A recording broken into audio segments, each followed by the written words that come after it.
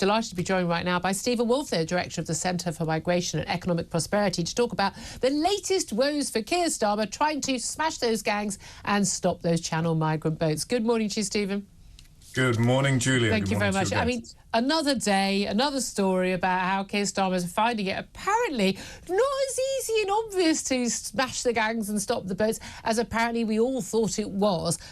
He's now said that Britain can't end the small boats crisis alone, and he's urging European leaders to agree to a major upgrade in their cooperation to tackle illegal migration. Of course, he's attending an EU summit where this will be among the topics for debate. But what hope does he have, A, of getting cooperation from the EU, particularly Emmanuel Macron and France, and B, when they can't even deal with their own migrant crisis? Oh, it's a fascinating road to Damascus that Starmer has just suddenly occurred that, having said all this time to the Conservative government, you can't stop the boats, but I can, and now he's finding that he will have the same difficulties because he has no deterrent problems. Now, what he should be doing is looking across the water to that fantastic victory by Donald Trump and understand that on day one, Donald Trump's going to initiate a number of executive orders which will do exactly that. Stop those crossing the southern border, 11 million since 2019. Now, that's big numbers, but he has a deterrent.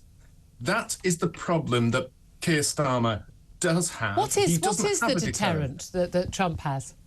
Oh, the deterrent is going to be a number of things. First of all, he will continue with the wall, I'm certain. Secondly, he said he would probably use federal as well as police security on the borders, might even bring in the military. He will end the rights for those who are living in the United States to gain access to be regarded as citizens, which I think is going to be an important part. And on day one, he's going to start having the most important deterrent, deportations. Now, that's going to take some time, but Stephen Miller, who is the key behind all of this, has been preparing for a number of years of how to do this. And of course, by the way, the Liberals will be up in arms about this, but why you think that people who've illegally entered your country have no right to be there should be in your country, I find utterly bizarre. But also, Obama did mass deportations. They didn't bat an eyelid when he did it.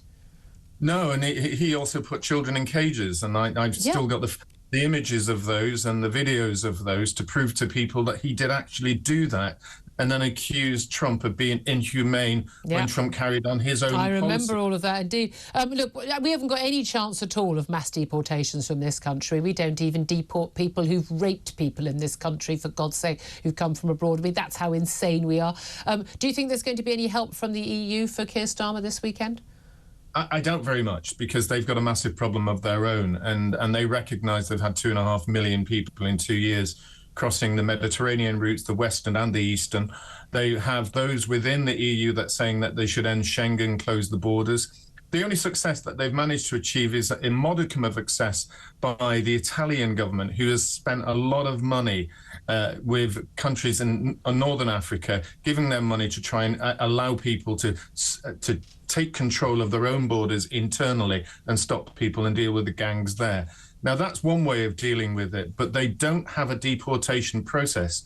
Having said that, look at Germany, look at Belgium, and look at Denmark. All of them are looking at Rwanda as a potential option. And of course, Italy's been stopped with their own system in Albania at the moment by the courts, as their president calls them, the communist judges who are stopping that. But we don't have a similar policy, and nor is it in the interests of France in particular to do a deal with us. No, indeed. And again, as we saw, when there's a possibility of Britain clamping down, migrants moved on to Ireland. It became a bigger problem for Ireland. Got to see the funny side there. They no help to us in recent years. But again, as other European Unions country, they do actually clamp down, more people are going to be coming to us. I can see the problem getting worse, not better.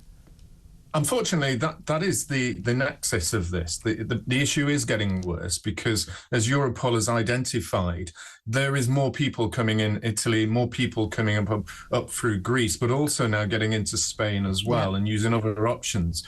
And whenever you get the 2.5 million that have come into Europe, we know that the 4 biggest countries, France, Germany, Italy and the UK, are the destinations, and we're about to take a huge number of that next year. We saw numbers big this year. I suspect we're going to get bigger numbers next year. I think you're going to be right. You've been right about all of your predictions so far. Stephen Wolfe, Director of the Centre for Migration and Economic Prosperity, thank you for that.